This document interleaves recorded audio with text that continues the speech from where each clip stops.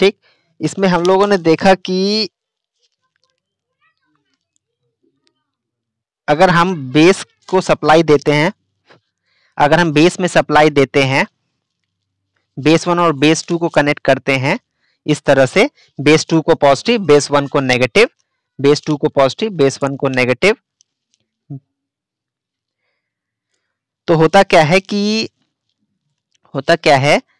कि ये जो आपका एन टाइप सेमीकंडक्टर है, ये जो आपका एन टाइप सेमीकंडक्टर है, ये एक रेजिस्टेंस की तरह वर्क करता है। ये क्या करता है? एक रेजिस्टेंस की तरह वर्क करता है, a combination of two resistances.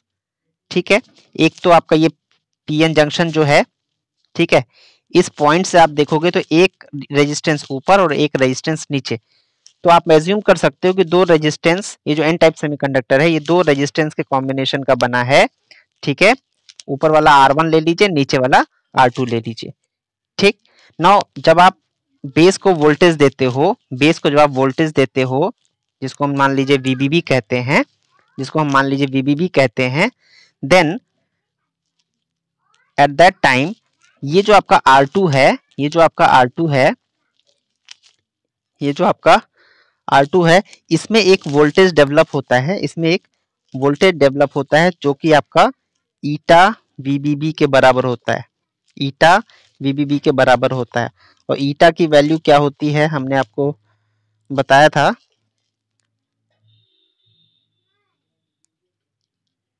एक सेकेंड हम फिगर दिखा देते हैं आपको।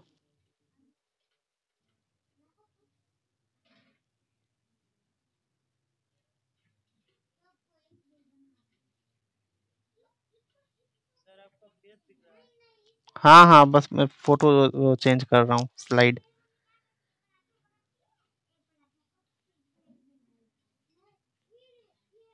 एक सेकेंड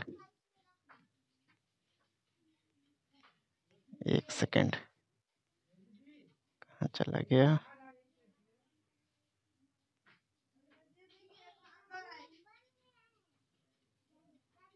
हाँ, ये देखिए, ठीक है, ये आपका देखो यूजेटी का कंस्ट्रक्शन है। ठीक, ये इसका इक्विवेलेंट सर्किट हो गया, जिसमें कि आप एन टाइप को दो रेजिस्टेंस के कॉम्बिनेशन का मान सकते हो, RB2 और RB1। ठीक, RB1 में जो वोल्टेज डेवलप होता है वो हम लोग कैसे निकालते हैं, वो निकाला जाता है VRB1 is equal to eta VBB। VBB क्या है? आपका बेस वोल्टेज है, बेस टू बेस वोल्टेज। और ईटा क्या है? ईटा की वैल्यू कैसे निकाली जाती है?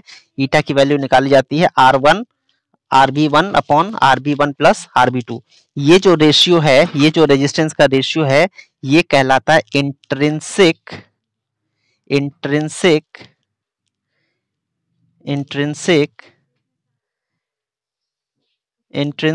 Stand of ratio.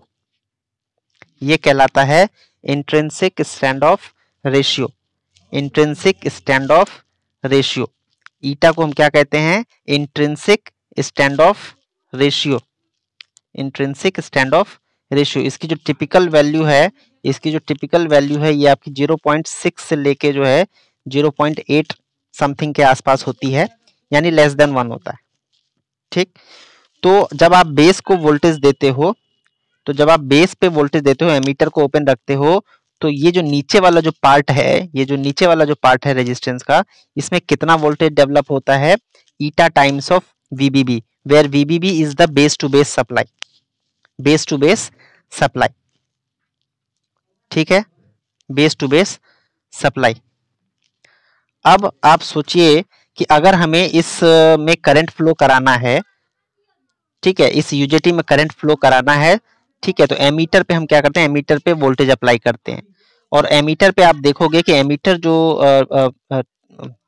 टर्मिनल है, उसको आप देखोगे तो वहां आप देखोगे कि एक डायोड का कंस्ट्रक्शन है, पीएन जंक्शन डायोड का कंस्ट्रक्शन है। ठीक, नाउ अगर आप मीटर पे वोल्टेज देते हो तो करंट का फ्लो कैसे होगा? इस डायोड से B1 की तरफ होता है, B1 की तरफ होना चाहिए। ठीक, अब ये कितने वोल्टेज पे आप कंडक्शन देखोगे? कितना आप वोल्टेज VE का मान कितना रखोगे, VE का मान कितना रखोगे कि कंडक्शन पॉसिबल हो जाए। तो उसको समझने के लिए ये सोचो कि ये जो आपका डायोड है ये कंडक्शन करता है 0.7 वोल्ट पे, ये कंडक्शन करता है 0.7 वोल्ट पे। तो यानी कि अगर हम V is equal to 0.7 volt रखते हैं तो ये डायोड कंडक्ट कर जाना चाहिए, बट ऐसा नहीं होता। ऐसा क्यों नहीं होता? बिकॉज RB1 में जो वोल्टेज डेवलप हो रहा है ईटा VBB, जो RB1 में जो वोल्टेज डेवलप हो रहा है ईटा VBB, RB1 में जो वोल्टेज डेवलप हो रहा है ईटा VBB, वो इस डायोड को जो है रिवर्स वोल्टेज अप्लाई करता है। ये इस डायोड को रिवर्स वोल्टेज अप्लाई करता है जिसका मान ईटा VBB के बराबर होता है। ठीक है, तो VE का मान आपको मिनिमम कितना रखना होगा? 0.7 वोल्ट तो देना ही देना होगा, जो कि डायोड के कंडक्शन के लिए मिनिमम वोल्टेज रिक्वायरमेंट है। और साथ ही साथ ईटा VBB को ओवरकम भी करना है, ईटा VBB को भी ओवरकम करना है। तो इन टोटल VBB का मान मिनिमम कितना रखना होगा कि करंट का कंडक्शन पॉसिबल हो? वो है आपका 0.7 प्लस ईटा VBB। ठीक है, इतना वोल्टेज आपको कम से कम देना पड़ेगा ना। अगर सिलिकॉन का डायोड है, सिलिकॉन का आपने अगर सेमीकंडक्टर लिया हुआ है तो 0.7 रहेगा, अगर जर्मेनियम का लेते हो तो 0.3 रहता है, वहां पे 0.3 रहता है। तो ये इसका कंडक्शन प्रिंसिपल है। ठीक है, इस तरह से हम यूजेटी में कंडक्शन करा सकते हैं। तो VE का मान the value of VE should be greater than equal to 0.7 plus eta VBB। ये जो वैल्यू है 0.7 प्लस ईटा VBB, ये जो वैल्यू है इसको हम पीक वोल्टेज बोलते हैं, इसे हम पीक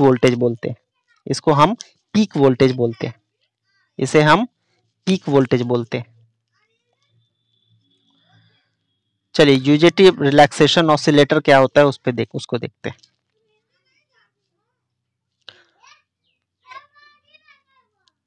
ये सर्किट में आप देख रहे हो, ये यूजेटी का सिंबल है, this is base 2 terminal, this is base 1 terminal, this is emitter terminal. ठीक, रिलैक्सेशन ऑसिलेटर क्या होता है? एक ऐसा ऑसिलेटर जो कि आपका सॉ टूथ वेव जनरेट करता है, एक ऐसा ऑसिलेटर जो कि सॉ टूथ वेव जनरेट करता है। And this wave is generated by using a capacitor, using the function of a capacitor, the charging and discharging property of a capacitor। तो capacitor की चार्जिंग और डिस्चार्जिंग प्रॉपर्टी का use करके हम saw tooth wave generate करते हैं। ठीक है, एंड ये कैसे जनरेट होता है तो उसका सर्किट डायग्राम पहले देखिए। तो ये आपका यूजेटी हो गया, ठीक है, ये आपका R2 हो गया। यहाँ पे आप आउटपुट वोल्टेज ले सकते हो, लेना चाहो। एक रेजिस्टेंस आप कनेक्ट करते हो R1, ठीक है, इसके साथ एक कैपेसिटर यूज करते हो, कैपेसिटर कनेक्ट करते हो, एंड इस R1 और कैपेसिटर के जंक्शन को आप कनेक्ट कर देते हो एमीटर से। ठीक, और ये सप्लाई आपकी बेस सप्लाई है जो कि यूजेटी को भी सप्लाई दे रहा है और इस कैपेसिटर को भी सप्लाई दे रहा है,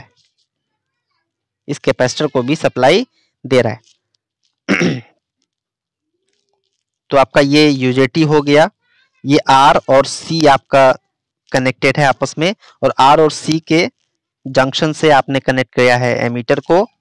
ठीक, एमीटर को, और VBB आपकी सप्लाई है जो कि यूजेटी के बेस को भी सप्लाई दे रहा है और इस कैपेसिटर को भी सप्लाई प्रोवाइड कर रहा है। अब इसकी वर्किंग देखिए।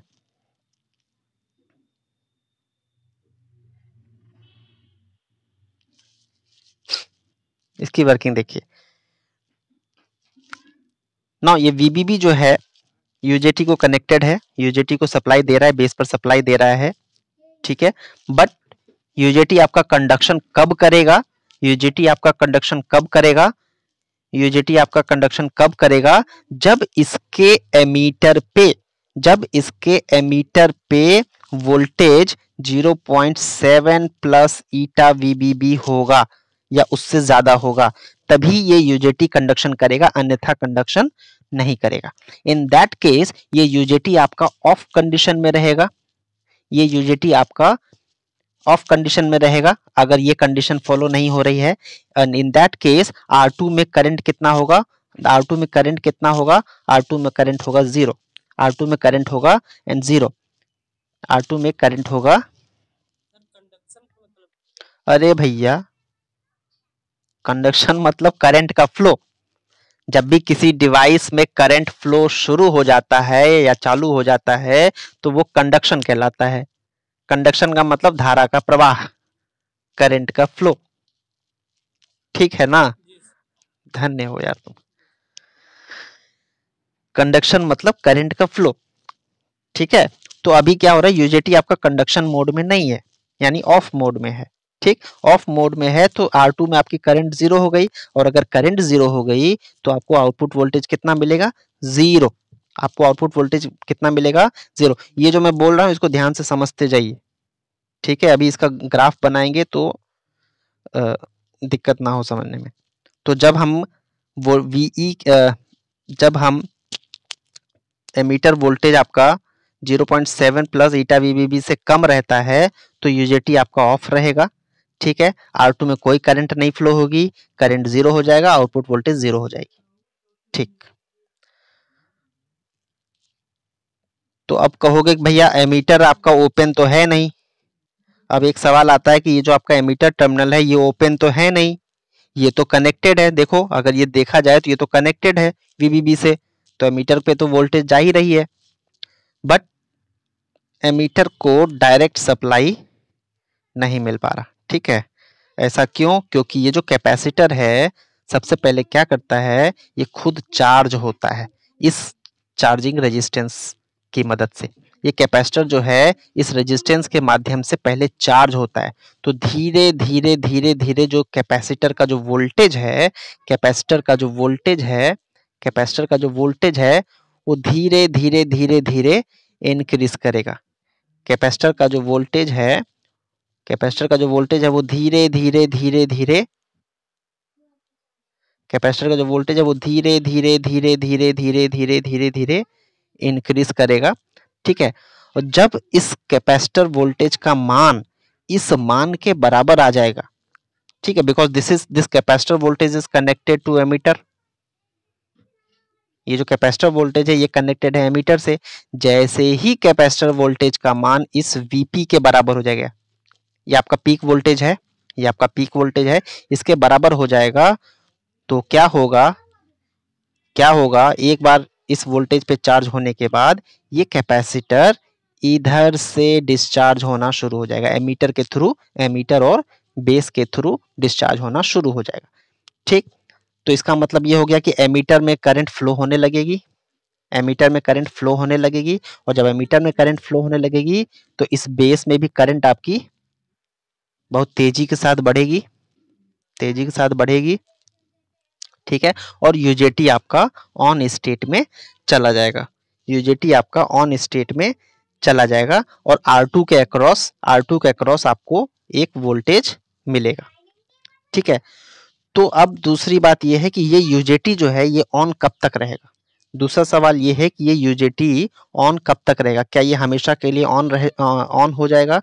तो आंसर है नो, ये हमेशा के लिए ऑन नहीं होगा। ऐसा क्यों? क्योंकि कैपेसिटर ने भैया एनर्जी तो स्टोर कर लिया है। ठीक है, इसके पास जितनी एनर्जी है वो उतनी ही एनर्जी तो रिलीज कर पाएगा।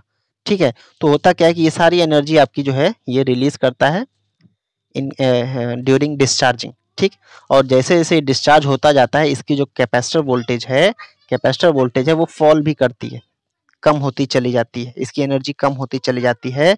एंड इन दैट केस जो इसकी एमीटर करंट है, जो ये एमीटर करंट फ्लो हो रही है, ठीक है, इसका मान कम होता चला जाता है। ठीक, कम होता चला जाता है, और एक समय ऐसा आता है कि Vc का मान इस मान से, इस वैल्यू से इस वैल्यू से जो आपका पीक वोल्टेज है उससे कम हो जाता है। जैसे ही उस वोल्टेज से वैल्यू कम हुई, ठीक है, करंट आपकी जो है स्टॉप हो जाएगी, करंट अगेन आपकी स्टॉप हो जाएगी, करंट अगेन आपकी स्टॉप हो जाएगी और आउटपुट वोल्टेज जीरो हो जाएगा, आउटपुट वोल्टेज जीरो हो जाएगा। ठीक, और ये प्रोसेस फिर लगातार चलता रहेगा। अगले पार्ट में कैपेसिटर फिर चार्जिंग शुरू करेगा with the help of R1। ठीक है, with the help of R1 ये अगेन चार्ज होगा। चार्ज होने के बाद इसकी जो वैल्यू है वो फिर पीक वैल्यू तक पहुंचेगी। पीक वैल्यू पे पहुंचने के बाद ये फिर इस यूजेटी के एमीटर के द्वारा जो है डिस्चार्ज होगा। डिस्चार्ज होते ही यूजेटी आपका ऑन हो जाएगा और ये डिस्चार्जिंग जैसे ही खत्म होगी कैपेसिटर वोल्टेज आपका फॉल कर जाएगा, कैपेसिटर वोल्टेज आपका फॉल कर जाएगा। ठीक है, और अगेन यूजेटी आपका ऑफ हो जाएगा और ये प्रोसेस लगातार चलता रहेगा जब तक आप वीबीबी सप्लाई बेस सप्लाई दिए हुए हो। जब तक आप बेस सप्लाई कनेक्टेड हो ये प्रोसेस लगातार चलता रहेगा और आपको एक वेव फॉर्म मिलेगा, एक पैटर्न मिलेगा वोल्टेज का। ठीक है, जिसको हम सॉटूथ वेव बोलते हैं, जिसको हम सॉटूथ वेव बोलते हैं। ठीक है, तो इस तरह से ये एक ऑसिलेटर का काम करता है। इस तरह से क्या करता है, ये एक ऑसिलेटर का काम करता है, दोलन का काम करता है। दोलन का मतलब हो गया कि एक ही क्रिया को कोई चीज कोई ऑब्जेक्ट बार बार दोहराता है तो वो दोलन कहलाता है, ऑसिलेशन कहलाता है। ठीक है, तो इस प्रोसेस को ये बार बार रिपीट करेगा। ठीक है, रिपीट करने से क्या होगा, आपको वोल्टेज का एक एक वेव फॉर्म मिलेगा। ठीक है, तो आप यहाँ पे दो प्रकार के जो है वेव फॉर्म ले सकते हो, दो जगह पे आप वेव फॉर्म ले सकते।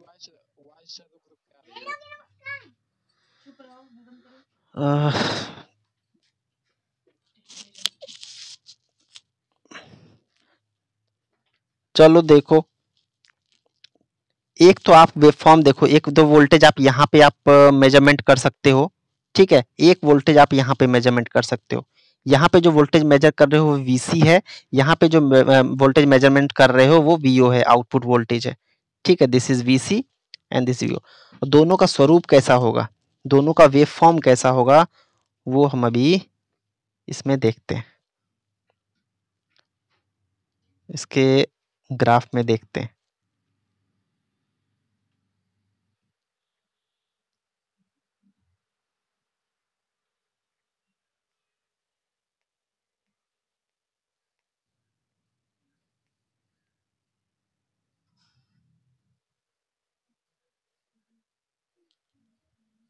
हम्म, तो ये स्क्रीन पे आप देख रहे हो कैपेसिटर का ये वेव फॉर्म है।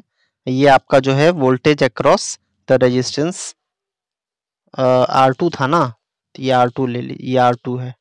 ठीक है, ये रेजिस्टेंस R2 है, R1 नहीं है। ठीक है, this is voltage wave form across the resistance R2।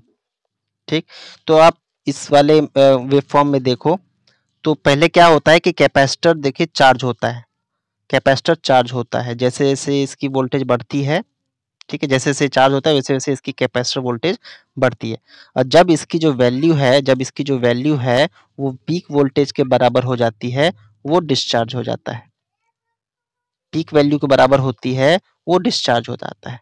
ठीक, डिस्चार्ज होने के बाद वो फिर से प्लस वीबीबी से वोल्टेज लेके वो फिर चार्ज होता है। ठीक है, और फिर पीक वोल्टेज पे पहुंचने के बाद वो डिस्चार्ज हो जाता है।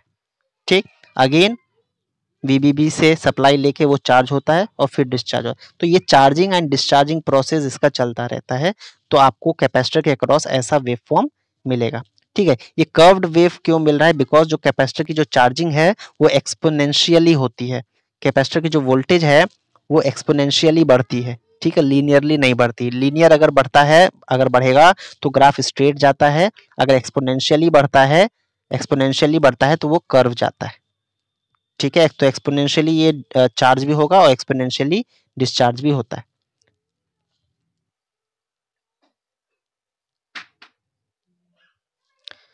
अब आप देखोगे कि जब तक कैपेसिटर आपका चार्ज नहीं हुआ इस पॉइंट से इस पॉइंट पीक वोल्टेज तक, जब तक कैपेसिटर आपका चार्ज नहीं हुआ है तब तक यूजेटी आपका ऑफ कंडीशन में रहता है। यूजेटी यूजेटी आपका ऑफ कंडीशन में रहता है। ठीक, बट जैसे ही ये पीक वोल्टेज पे इसका मान पहुंचता है, कैपेसिटर वोल्टेज का मान पहुंचता है, ठीक है, आपका यूजेटी ऑन हो जाता है। ऑन होते ही R2 में करंट फ्लो होने लगती है और उसकी जो करंट है वो कैपेसिटर की डिस्चार्जिंग करंट के बराबर होती है, लगभग बराबर होती है। तो उसका जो वेव फॉर्म है वो आपका ऐसे इस टाइम पीरियड में केवल आपको वेव फॉर्म इसका मिलेगा। जिस टाइम पीरियड में कैपेसिटर आपका डिस्चार्ज हो रहा है उसी टाइम पीरियड में आपको R2 के अक्रॉस वोल्टेज मिलेगी। ठीक है, तो ये R2 के अक्रॉस पल्स है और ये कैपेसिटर के अक्रॉस वेव है। तो ये आपका हो गया यूजेटी रिलैक्सेशन ऑसिलेटर। ठीक है, नाउ ये आपका वेव है तो इस वेव की कुछ फ्रीक्वेंसी भी होगी, इस वेव की कुछ फ्रीक्वेंसी भी होगी। तो फ्रीक्वेंसी हम लोग कैसे निकालते हैं, वो फ्रीक्वेंसी हम लोग कैसे निकालते हैं, वो फ्रीक्वेंसी हम लोग कैसे निकालते हैं।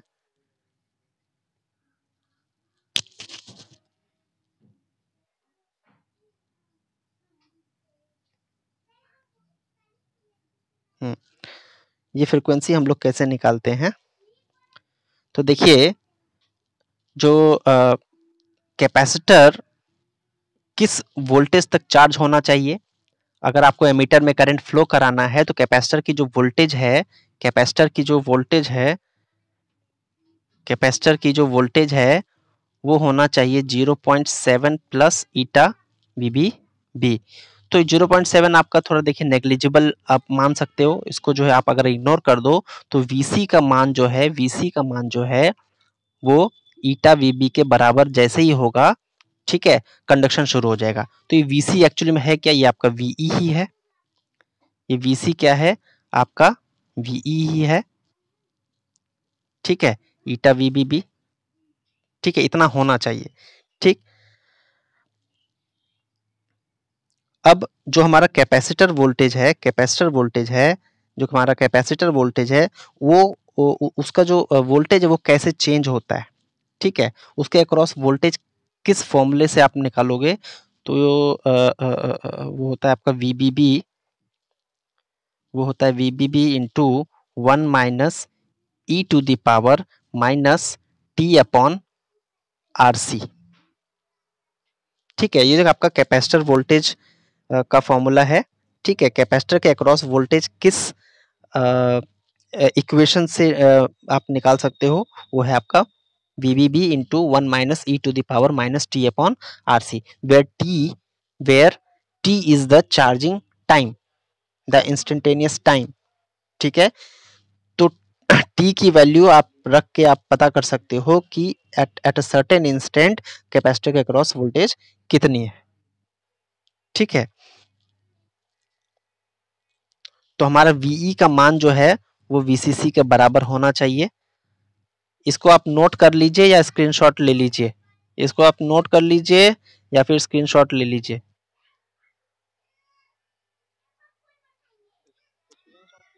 हाँ ठीक है, फिर नेक्स्ट जो हमारा वीसी है,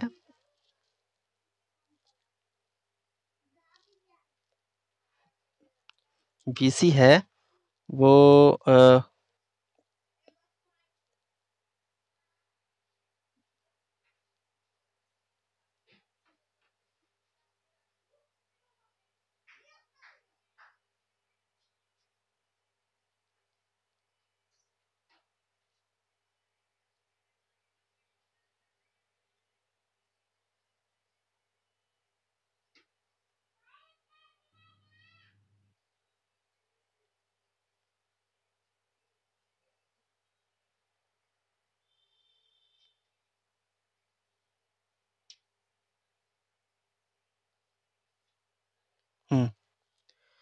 तो हमारा वीसी है, वीसी का मान कितना होना चाहिए, ईटा वीबीबी। ठीक है, और ये आपका होना चाहिए VBB into 1 minus e to the power minus t upon R C. ठीक है, तो यहाँ से वीबी कैंसिल हो जाएगा, तो आपका आता है eta is equal to 1 minus e to the power minus t upon R C. ठीक है, तो यहाँ से आपका आएगा e to the power minus t upon are c equals to 1 minus eta. ठीक, दोनों तरफ अगर आप लॉग ले लेते हो, दोनों तरफ अगर आप लॉग ले लेते हो, आता है आपका minus t upon are c equals to log 1 minus eta. ठीक है, तो ये वाला स्टेप आपको समझ में आ रहा हो तो बताइए, है ना। दोनों तरफ जब हम लॉग लेंगे तो लॉग ई बेस ई आपका कैंसिल आउट हो जाता है, 1 होता है, तो ये आपका आता है t upon minus t upon are C equal to log 1 minus ये।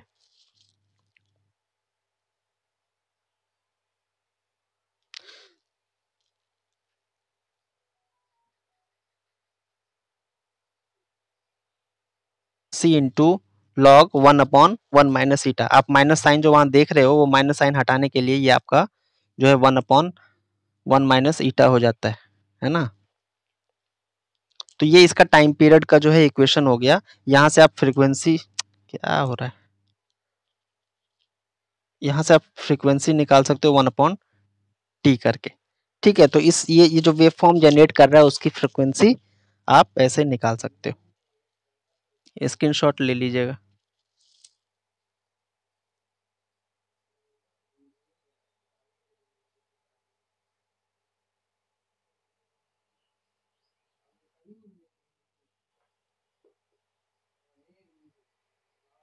ठीक है, तो ये था आपका यूजेटी रिलैक्सेशन ऑसिलेटर।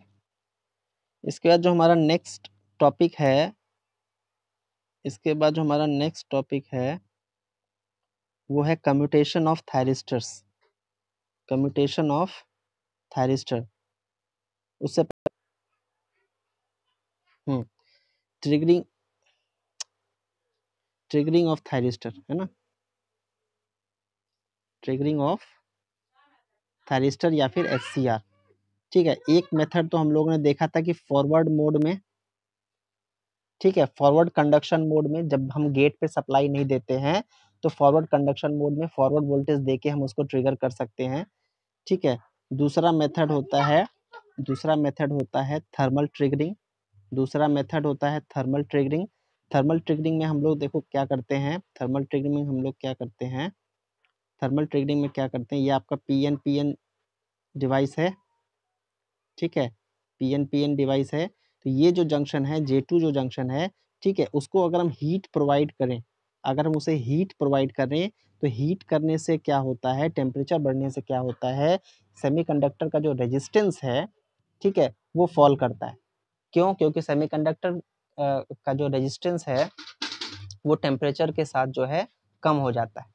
ठीक है, टेम्परेचर बढ़ाने पे उसमें चार्ज कैरियर्स जो है काफी ज्यादा जनरेट होते हैं।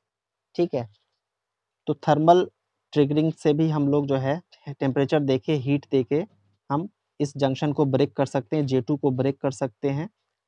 ठीक है, तो ये मेथड आपका थर्मल ट्रिगरिंग कहलाता है, ये मेथड आपका थर्मल ट्रिगरिंग कहलाता है, ये मेथड आपका थर्मल ट्रिगरिंग कहलाता है। तीसरा जो होता है that is DV by D triggering, that is DV by D triggering. अब डीवी बाई डी ट्रिगरिंग का मतलब क्या है, डीवी बाई डी ट्रिगरिंग का मतलब क्या है, डीवी बाई डी ट्रिगरिंग का मतलब क्या है कि ये आपका एच सी आर है पी एन। ठीक है, इसको आपने जो है फॉरवर्ड वोल्टेज दिया हुआ है।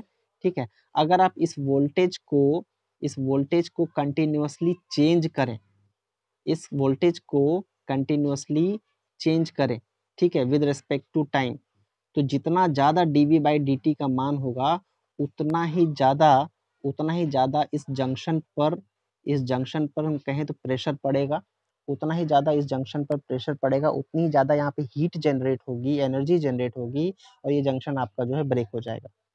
ठीक उसी तरह से समझिए कि जैसे पत्थर को हमें तोड़ना है ना, एक पत्थर को तोड़ना है तो या तो आप एक ही बार में जो है ना बड़ा हथौड़ा लेके मार के तोड़ दीजिए उसको, ठीक है, या फिर स्टेप्स में, छोटे छोटे स्टेप्स में आप हथौड़ा मारिए और बट उसकी फ्रीक्वेंसी को ज़्यादा कर दीजिए, उसकी फ्रीक्वेंसी को ज़्यादा कर दीजिए, वो पत्थर आपका टूट जाएगा with small amount of force. तो वही चीज आपका डीवी बाई dt ट्रिगरिंग में होता है। जब आप जब आप वोल्टेज को कंटिन्यूअसली चेंज करते हो एट हाई फ्रिक्वेंसी, ठीक है, तो यहाँ पे थर्मल एजिटेशन होता है। थर्मल एजिटेशन से ये जंक्शन आपका ब्रेक हो जाता है, इसमें ब्रेक डाउन हो जाता है। तो ये आपका डीवी बाई dt ट्रिगरिंग कहलाता है। चौथा मेथड है आपका forward conduction, forward conduction with gate current,